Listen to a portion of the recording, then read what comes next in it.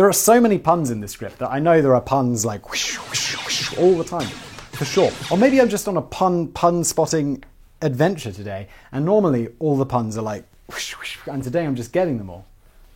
Wow. Deep.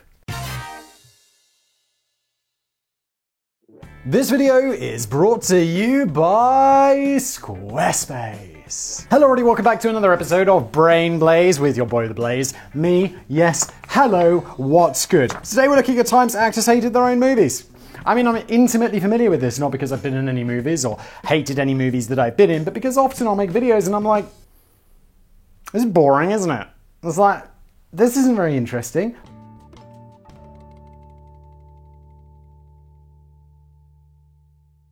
I made one about Lord of the Rings on Today and I was like, holy shit, who cares? And I was like, yeah, look at all these pronunciations. Am I gonna look them up? No, of course I'm not, because I don't care. It's really boring. How dare you? And also, like, on Biographics, which is another channel I do, like, Roman stuff does super well. It's like, oh, Claudius Gladius the 7th. Yeah, brilliant. And I'm like, okay, we'll make it. And I'm like, the Roman Empire is fascinating. It genuinely is fascinating, but holy shit, have I made enough videos about the Roman Empire to last a goddamn lifetime? Daddy, chill. Let us carry on and I'll stop complaining with my massive first world problems and how it's like, Simon, you get to be like internet fact video boy. Life is good. And I'm like, yes it is. Please no more Romans. And also the irony is it's like I probably chose to do more Romans. Because I love money. Beat beat goes my capitalist heart. As the long-delayed 25th James Bond movie No Time to Die finally begins to look like it might be getting shown on a cinema screen, MGM Studios are now probably getting a bit twitchy over the small matter of whether the film has the slightest chance of generating the $900 million that it needs to break even. And with that figure, can we say just a big holy shit? There's a lot of money to spend on a movie, and I'm sure like the Avengers 7 or whatever had a budget of like $400 trillion, but no one cares. But a big chunk of the potential audience is already looking much further ahead as they begin to speculate over who might be next in line to play the next incarnation of 007. Idris Elba, Tom Hardy, Miriam Margolyes. I have no idea who Miriam Margolyes is. It certainly sounds as if current Bond Daniel Craig has had enough of pretending to be a secret agent after 15 years, so who does he favour to be a successor? When that question was posed to the actor by Time Out London, his response was surprisingly blunt. Look, I don't give a f***. And when the same magazine asked him if he might be persuaded to make one more James Bond film, Daniel Craig grew a little more dramatic. He replied, I'd rather break this glass and slash my wrists. We're done. All I want to do is move on. If I did another Bond movie, it would only be for the money. I mean, holy shit. This makes my complaining about having to make Roman videos seem like, Simon, that's totally reasonable compared to the guy who plays James Bond being like, this shit, I'm out! It's like people are queuing up to play James Bond. Here's a funny thing though, the interview was conducted 6 years ago, shortly after filming had wrapped on his fourth Bond film, Spectre. Daniel Craig is reportedly being paid $39 million for the forthcoming No Time to Die. I just hope that his Vespa Martinis were being served on set in plastic beakers. Yes! Oh my god, $39 million though. Well, let's just say that is a absolute ton of money, Daniel. So, I mean, even if you did it for the money, I hope you bloody did a good job, because that's a lot of money. It's a lot of money. He's the first actor to endure a troubled relationship with arguably the second longest running movie franchise in history after Godzilla. Really? The original Sean Connery first walked away from the role in 1969 after he was refused a quite reasonable pay rise and he was temporarily replaced with the woefully misclassed George Lazenby. But he was persuaded to make a brief return and save the franchise for 1971's Diamonds Are Forever in exchange for a then record-breaking salary of $1.25 million, which he donated to his own charity, the Scottish International Education Trust. $1.25 million seems like a bit of a joke today, doesn't it? But it was 1971, so it's going to be more. But it's still way less than $39 million, even if you adjust for inflation. He later returned in 1983 for the unofficial Rogue Bond film Never Say Never Again, which was largely a one-finger salute to the official Bond producer, Albert Chubby Broccoli, with whom Connery had clashed several times over the years. I've never heard of that. I mean, I've heard... Wasn't it Never Say Never Again? Have I heard of this, or was there another Bond movie with a really similar name? Maybe Tomorrow Never Dies? But despite these surprise returns, it appears that Connery was largely embarrassed by James Bond and was reluctant to discuss the role, even amongst good friends. As Michael Caine observed, if you were his friend in those early days, you didn't raise the subject of Bond. He was, and is, a much better actor than just playing James Bond. Perhaps Sean Connery's attitude towards 007 mellowed in his later years, or maybe it just got worse. In a 2004 interview with The Observer, he revealed, "I've always hated that damn James Bond. I'd like to kill him." Looks like you're out to get me. Sean, you know he's fictional, right? Right. Why can I never remember that? Because you're a dang hunk, that's why you dingus. Funnily enough, Daniel Craig is widely regarded as the best Bond since Sean Connery, but obviously people with that opinion have never heard of Pierce Brosnan, have they? Have they? Some might even suggest that he's only half-decent Bond since Connery, and now you're just talking sin, Danny. Shame! Shame! And even though he's not made as many Bond films as either Connery or Roger Moore, he's now technically the longest-serving incumbent of the role, thanks largely to the more leisurely gaps between production of the films. But why did he seem so strongly against the idea of returning to the role in that Time Out London interview? Well, maybe it's just a day. Because you could say things on one day. I mean, maybe don't do it in press interviews, but you could say things on one day and then you're like, nah, I changed my mind. They pay me $39 million.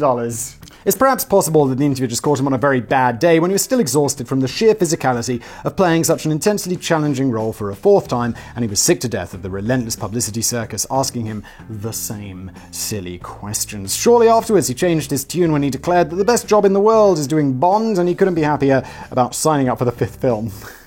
$39 million could do that to a man, though. Yeah, there's probably a clause being like, Daniel, in order to get paid 39 million crowns, I don't know why I'm handwriting this, it would definitely be typed, but we need you to improve your attitude towards James Bond, and if anyone asks, say how wonderfully fantastic it is, and that you love it more than anything else, and Sean Connery was wrong, and you hate him. And here's a check. In comparison to some other actors who have openly expressed their hatred for certain iconic roles in blockbuster movies that have fattened their bank accounts and entertained millions of viewers, Daniel Craig's attitude towards James Bond could almost be described as quite upbeat. But also, playing James Bond isn't like playing, who the f*** is that guy in Pirates of the Caribbean? Not Johnny Depp, but the character he plays. I mean, that's like, oh my god, it's mega cringe. And I understand why you're doing it because, I mean, look, you want to talk about loving money? I like that. It's an entirely legitimate reason to do shit. That's fine. Like, last person to criticize that. But it's like, that is different. That is different to Bond. Because Bond's cool. Pirates of the Caribbean are like, what the f***? How dare you? I mean, the first one was cool. I remember actually enjoying the first one. And it seems very far away from the sort of thing I would enjoy. But the rest of it's just a pile of shit. Right? Allegedly. And considering how many times both he and Connery returned to the role after initially threatening never again, I would say it's not completely out of the question that the star of the next Bond film might well be Daniel Craig. After all, Roger Moore kept going until he was about 107 or something. Claws out.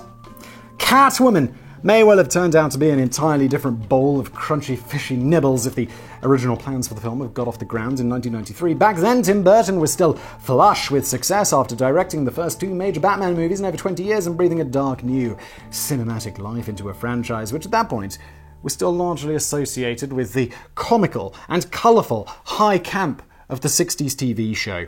And in the second film, Batman Returns, he introduced us the character of Catwoman in the form of Michelle Pfeiffer. His reward from Warner Brothers for reviving the franchise was to get asked to stand down as director for his planned third film, as they were becoming concerned that the film series was becoming too dark for a young audience. I mean, I thought all the Batman in the past was like quite upbeat, and then those new ones with Christian Bale became like really dark. And then there was that Joker film where it's just like, holy shit, that is some insane dark stuff. That was a weird movie. They were particularly miffed after McDonald's pulled the plug on a promotional Happy Meal tie-in over fears that Batman Returns was too scary for children. Oh my god. Look, my capitalist heart beats for this, but it is like, could we sell out slightly less? Maybe? Just a little? Just just a little less. So the Batman franchise was handed over to Joel Schumacher, who proceeded to take a massive step forward by returning to the comical and highly colourful camp of the 1960s TV show. But Tim Burton wasn't going to be beaten up in a dark alley and left for dead by Ronald McDonald. He was instead made plans to direct a Catwoman spin-off movie, which would retain the dark feel of the original two Batman movies and would see Michelle Pfeiffer reprise her role as the plundering kitten. Sadly, the film remained in development hell for over a decade after both Tim Burton and Michelle Pfeiffer dropped out. Ashley Judd and Nicole Kidman became linked to the title role over the years. But then, quite out of the blue, it suddenly was rushed into production in 2004 as a last-minute replacement for an abandoned Batman vs. Superman movie, and Oscar-winning actress Halle Berry was the cat who got the cream. Oh my god, I remember this movie actually with Halle Berry. It was a bit shit, wasn't it? It is shit, Austin.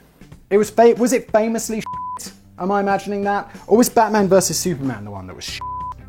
Or they could have both been, couldn't they? That's not an impossibility. The cream had clearly been left on the porch for too long though. Oh my god, Danny, the cat jokes. Too much. In fact, cream was at the heart of the whole movie. Skin cream. Whereas Burton fought the criminal underbelly of Gotham City and Superman saved the world, Catwoman found herself fighting against the side effects of a dodgy new skin cream which was meant to reverse aging, but actually left big cracks in your face. Wait, is that really what the plot of the movie was? I don't remember that at all. Catwoman herself is given very little character or even anything much to do, as the film instead decides to largely focus on Halle Berry's legs and fetching costume, and this does seem like a waste of Halle's talents, bearing in mind that just a couple of years earlier she was giving a memorable, emotional speech after becoming the first and so far only woman of colour to win the Oscar for Best Actress for her performance in Monsters Ball. All she got from Catwoman was a Golden Raspberry Award for Worst Actress. Holy okay, so the movie was bad. I thought so. But she showed good spirit when she joined a tiny group of good-humoured actors, including Sandra Bullock and Tom Green, who bothered to make the effort to actually go and collect their Razzie in person. You never caught Kevin Costner or Sylvester Stallone doing that for the multiple times they both collected the Worst Actor gong. As Halle took to the stage, she kicked off with a parody of her sobbing speech during the Oscar win before letting her feelings known. On Catwoman fighting back the mock tears, she gushed, "I want to thank Warner Brothers for casting me in this piece of god-awful movie. This is what my career needed, going from the top to the very bottom." This is really nice. Like, I really enjoy this humor, the self-deprecation, the just embracing of the fact that you made a shit movie. Good for you, Halle Berry. That's cool of you. Halle Berry later revealed that she only accepted the part because a planned James Bond spin-off featuring her character Jinx from Die Another Day had been abruptly cancelled. Oh, that would have been cool. And she expressed remorse at the scope of Catwoman's character. Why can't Catwoman save the world like Batman and Superman do? Why is she just saving women from a face cream that cracks their face off? A very itchy nose today. Very itchy. Here's a phone. Call somebody who cares. Catwoman ultimately only managed to claw back $82 million of its $100 million budget, and yet bizarrely, that still made it the most successful female-led superhero movie until Wonder Woman in 2017. That's a real shame. This Catwoman was isn't it? And it wasn't all bad news for Halle Berry. She reportedly paid up to $14 million for a role as Catwoman. Hell yeah. Not too shabby for a piece of god-awful movie. Yeah, I mean, Jason Statham crying into his money, isn't it? It's that all over again. What a glorious gift. But before we get on with the rest of today's video, little bit of an interruption for a glorious ad. Why are ads glorious? Because they make this possible. And people always say, Simon, the audience makes it possible. I'm like, yes, look, there are many things that make this possible. One of them being me, one of them being YouTube. But we can't thank everyone, can we, dear audience? Except for you guys. Thank you for watching. And thank you, Squarespace, for sponsoring. You know what's great about summer? Oh, don't talk to me about summer. It's like I'm recording this in early September. Summer's basically over, although it's a glorious day today. Well, vacation, time off, a little bit of R&R, rest and relaxation, that is. And also, if you're one of those people like me, I just cannot rest. Like, I'll be sitting by the pool on holiday being like, I just had a new idea for a podcast or a YouTube channel or a website. Something. Look, all of these things. And when you have one of those ideas, what are you going to be doing? You're probably going to sit on it and not do anything with it. But don't let that be you. You've got to pursue your dreams. And pursue your dreams with Squarespace. Build a website using Squarespace. Imagine you've had an idea for a great website. You know, a blog about something you care about. You get other people to read it. Bada bing, bada boom. Or maybe you want to sell stuff online. Squarespace, yes, you can do stores. Mwah. It's all very easy. But that doesn't mean that it's going to look simple. Squarespace have these beautiful templates that you go into, you're like, yeah, that one looks great. I want my website to look pretty much exactly like that, but I want that to be there and this to be that color.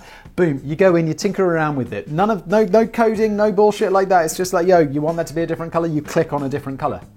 Simple. Also, if you're like, I don't know, a design person, you've got more opinions about where things should go. I am like design bereft. I'm without design talent, so I'd always just use a template. Once you've got your website up and running, by the way, lots of things you can do. Squarespace have all of these extra features. Member areas, email campaigns, collect donations. Brilliant. Social sharing, analytics, I mean, you kind of need that, because then you can see how many people are visiting your website, see if it's not blogging tools, I mean, is that an extra feature? I feel like that's just a feature. And it's a good one at that, because if you want to start a blog, you need those blogging tools. Yes, Squarespace. And what are we going to do? Oh yes, when you want to get started, go to squarespace.com/blaze and you'll get 10% off your first purchase. Again, squarespace.com/blaze, 10% off your first purchase. Beautiful. Thank you, Squarespace. And now, back to the video. A bad taste of Guinness. It took me a very long time to get around to watching the Star Wars films. When I was younger, I was far more attracted to the cheap and clunky and warm-hearted British sci-fi. The Star Wars films all looked a bit cold and soulless to me. When I finally did get around to watching them, I found them to be fairly entertaining, but still nothing to write home about. I probably should have skipped the Star Wars Holiday Special, though. Is that even a thing? It sounds than the already boring and Star Wars.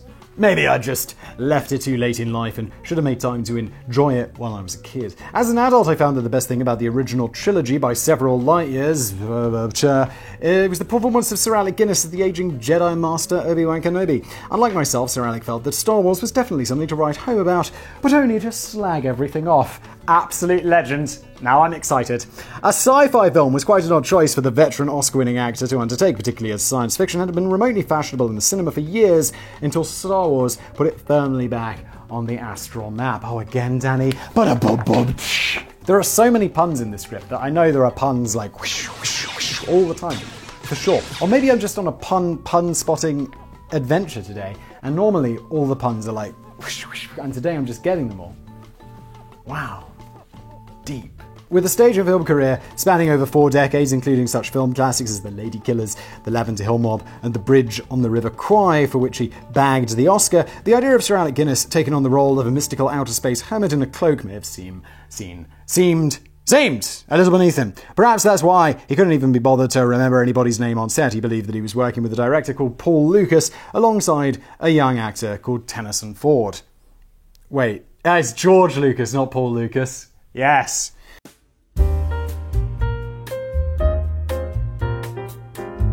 In private letters to his old friend Anne Kaufman, he expressed reservations about taking on the role. I've been offered a movie, which I may accept if they come up with proper money. Science fiction, which gives me pause, but is to be directed by Paul Lucas, who did American Graffiti, which makes me feel I should. Big part, fairy tale rubbish, but it could be interesting. Perhaps. Well, they certainly came up with the money, as well as a standard fee. Guinness also negotiated a small 2% cut on any potential sequels in the franchise. You shrewd-ass businessman. You have just made an absolute killing because of this. Glorious little 2%. Legend. This might not have seemed like a massive deal at the time, but you have to remember, we're talking about Star Wars here. It's estimated that Guinness ended up making at least $50 million from the deal, a big chunk of which came from movies in which he didn't even appear. 2% of sequels, not sequels that he appears in, 2% of sequels. All I have to say about this, and it's the only time that I think I've ever done it, Star Wars. Mwah! And it's not to Star Wars, it's to Sir Alec Guinness. Mwah!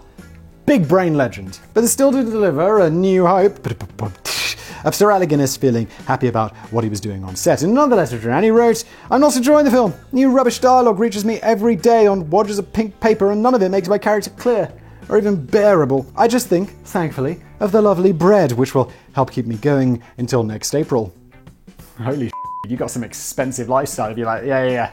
I made a movie and it's only going to be good until April of next year. Then I need to start getting paid again. I know that 50 million came later, but I'm sure his standard fee as an Oscar-winning actor was fairly high. Alec Guinness is like on that Johnny Depp train of like $50,000 of wine a month or something crazy. I must off to studio and work with a dwarf, very sweet, and he has to wash in a bidet, and your fellow countrymen Mark Hamill and Tennyson Ford, a rangy, languid young man who is probably intelligent and amusing, but oh god, they make me feel 90 and treat me as if I were 106.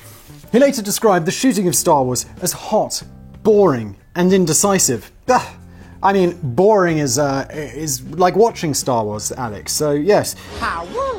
And our dialogue is lamentable. Agreed. He remarked, "It's not an acting job. Apart from the money, I regret having embarked on the film." Imagine regretting earning $50 million. No, but he said except for the money. Just from putting on a cloak and working with a sweet dwarf who has to wash in a bidet. Guinness wasn't the only Star Wars actor to dislike what turned out to be his most lucrative movie, though. Harrison Ford, or Tennyson if you like, never seemed particularly taken with the scripts of George or Paul Lucas, and initially seemed keen to see the back of Han Solo. Yeah, there was that brilliant interview where he's like being interviewed by some like full-on Star Wars nerd. And there's apparently something in Star Wars with some guy who shot first. Apparently it's a thing, I have no idea what it's referring to, of course I don't. And he asked Harrison Ford, so who shot first? And Harrison Ford, like, what does he say? He says something like, I don't care. It's like, Alec Guinness's successor as the young Obi-Wan Kenobi in the prequel trilogy found the filming to fall a little flat as most of his scenes were performed in front of a blank screen rather than a real set. Ewan McGregor revealed, after 3 or 4 months of that, it just gets really tedious, especially when the scenes are, I don't want to be rude, but it's not Shakespeare. Meanwhile, Carrie Fisher found her exposition dialogue as Princess Leia to be so mind-numbingly excruciating in the original trilogy that it inspired her in later life to become a screenwriter herself. She's like, wait, this gets made into a major motion picture? I could do this. I could do this, guys. Fucking out. Amateurs. Fucking amateur. Walter. That's how I imagine it went down with Carrie Fisher. She was probably a bit more diplomatic than that, but I like it my way. But spare a thought for the young Star Wars fan who once approached Sir Alec Guinness and asked him for an autograph. The young fan excitedly exclaimed that he'd seen Star Wars over 100 times, and the reaction from Guinness was one of sheer horror. The actor kindly agreed to give the kid his autograph, but with one very strict provision. He made the fan promise to never watch that damn fairy tale rubbish ever again. F***ing legend! Not happening for Mark Wahlberg.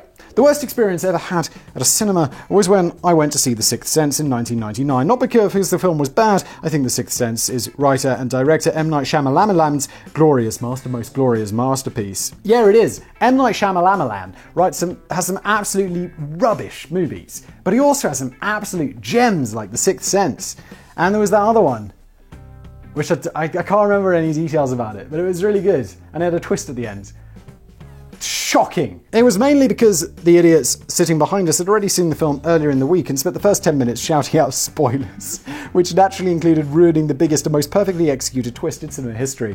Those dicks. But they were eventually booted out and hopefully given a good kick-in by the cinema staff, but the damage had already been done. This is what, what's-his-face, Sir Alec Guinness did at Star Wars. He just went in there and be like, he's his father! Ah! I don't know if that reference makes any sense whatsoever.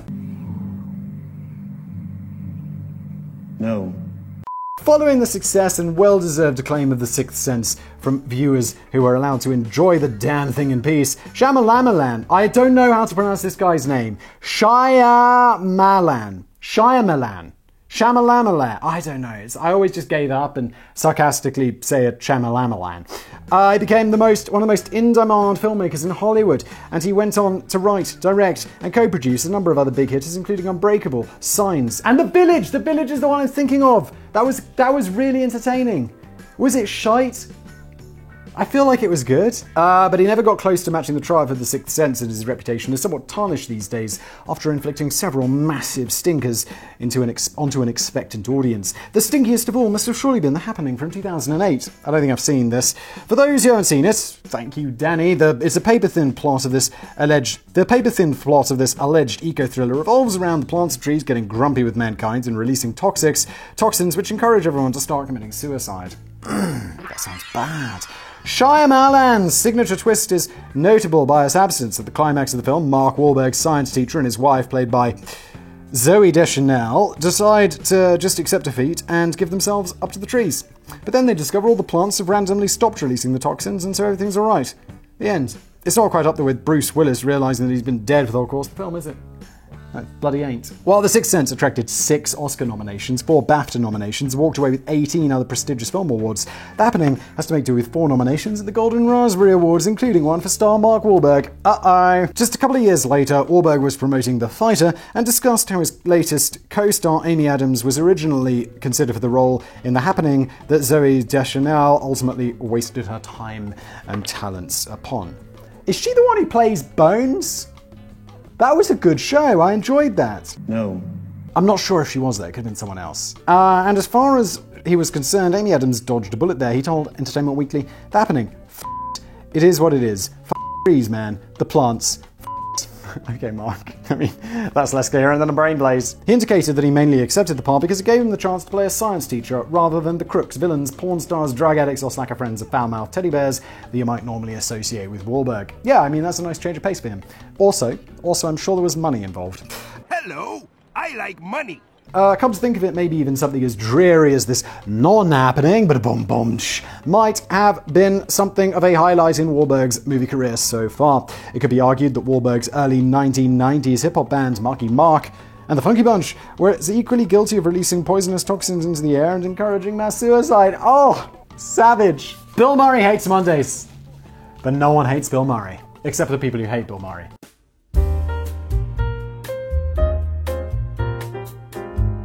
Apparently it was difficult to work with at some point, but I don't care. No one can tell me otherwise. Bill Murray's a legend. Finally, we can't seem to talk about films without giving at least a very brief mention to Bill Murray. Yeah, honestly, anytime films are brought up, Bill Murray should be mentioned for the absolute legend that he is. Who we already discussed on Brainblaze wasn't initially mad keen on Groundhog Day, but he probably hated the 2 Garfield movies even more than Punxsutawney. It still surprises me that a lazy orange cat who likes sleeping in lasagna and hates Mondays managed to stretch out a comic strip career, which is still going strong after 40 years. Bill Murray claims that he only signed a 2-film contract to provide the voice of the porky, sardonic cat Garfield in 2004's Garfield the Movie and 2006's Garfield, A Tale of Two Kittens, when he saw that the first script was written by Joel Cohen. Yes, the Coen brothers Cohen, right? He's good. Oh, I know this story. It's a different Joel Cohen. His Cohen has an H in it, doesn't it, or something? Maybe. I feel like I know this. He only briefly skimmed through the script and figured that the project must be The Cat's Whiskers if it was written by one half of the Coen brothers, the legendary writers and directors who had previously dished up such cinematic classics as Fargo, Oh Brother Where Art Thou, and the deeply wonderful The Big Lebowski. There was just one minor problem. The script was actually co-written by the very similarly named Joel Cohen with an H, whose most recent work had been seen in the slightly less legendary Steve Martin family film, Cheaper by the Dozen. Ah yes, unfortunately. I've not seen it, but understandably, I mean, it's not Fargo, is it? Murray claims that he went out to LA to record his voiceover, and he was bewildered by the low quality of the lines and the film footage that he was working with, and began loudly pondering over what the hell the Coen brother had been thinking. Is that what you smoke? Do you smoke crack? The other co-writer, Alex Sokolow, disputes this claim and alleges that Murray was aware that he wasn't working with the Coen brother before he started recording his lines. He reckons it's a funny take and it kind of defends him against the criticism of making such an overtly commercial film, but it's complete horse shit. However, it does seem very unlikely, doesn't it? To go that far down the path for no one. I mean, because it's not like Bill Murray arranges himself. Wait, or does he? Because they just give him a ring on his magical phone, don't they? He doesn't have like an agent and all this other. I mean, he should have an agent for this kind of stuff, because they'll be like, yo, that's not the Coen brother you're thinking it's the shit. It's that some other guy's a bit shit. And you're like, okay. Thanks, mate. Noted. Ciao. Okay. However, Murray took the time to take a couple more swipes at the Garfield film when he was playing a fictionalized version himself, like a legend, in the 2 Zombieland movies in 2009 and 2019. Those films were 10 years apart? Damn. At the climax of the first film, a dying Bill Murray is asked if he has any regrets, prompting him to utter the final 2 words. Garfield, maybe. Legend. And during a flashback sequence in the sequel, the fictional Bill is seen to have fallen to a new level of desperation when he attends the press junket for his forthcoming movie, Garfield 3 Flabby Tabby. Beautiful. To be fair, the 2 Garfield movies aren't even that bad, and I've seen Bill Murray in far worse efforts. And even though Garfield's comic repertoire has always felt a bit one-dimensional to me, he still comes out of the cinematic litter tray with more credibility than Catwoman. And this has been an episode of Brain Blaze. Thank you so much for watching. I'll be back another time with another episode, and maybe less of a sore throat. Maybe you heard the raspiness today. Goodbye for now.